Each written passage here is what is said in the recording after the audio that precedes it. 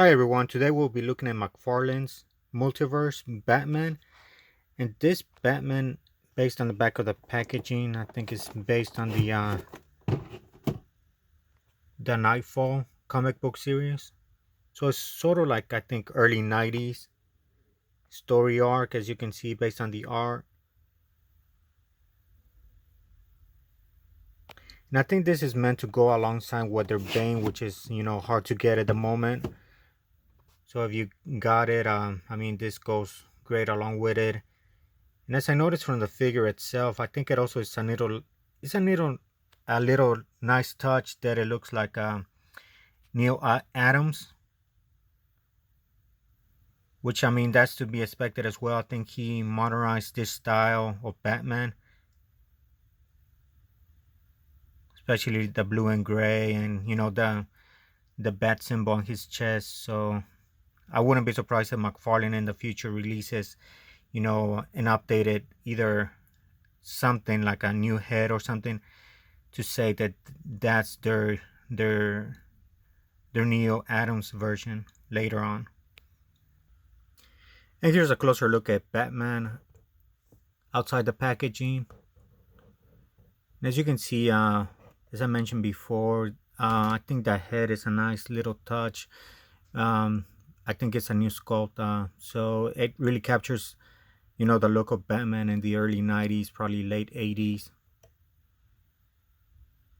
Just on the plastic, the gray plastic, I think it is a little bit on the glossy side, which it would have been more on that matte side.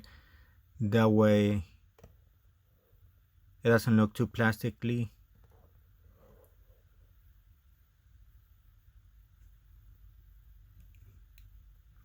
And the cape is, plastic, but is that thin plastic where it does allow some motion for you to either um, capture pictures if you wanted to.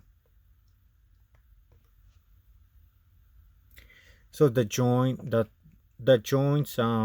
they seem great. I didn't notice any loose joints, so the tolerance is there. So the standard, articulation that we're familiar with McFarlane.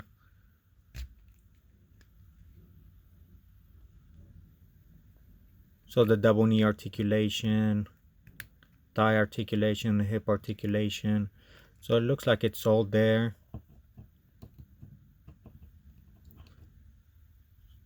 I don't see any QC with the paint or anything like that. Maybe just on the bat symbol.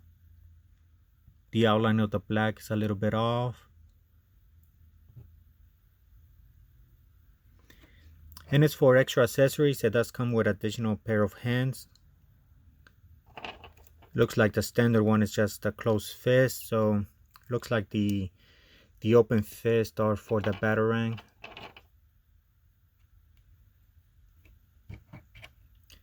So this is the batarang. So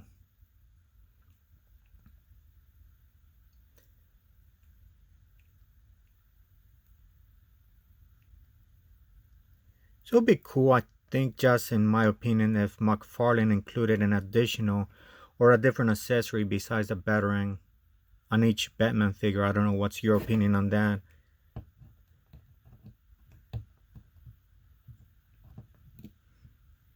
Maybe more of a dynamic hand posed differently instead of, another one just meant to hold a batarang, which they probably repurposed from another figure anyway.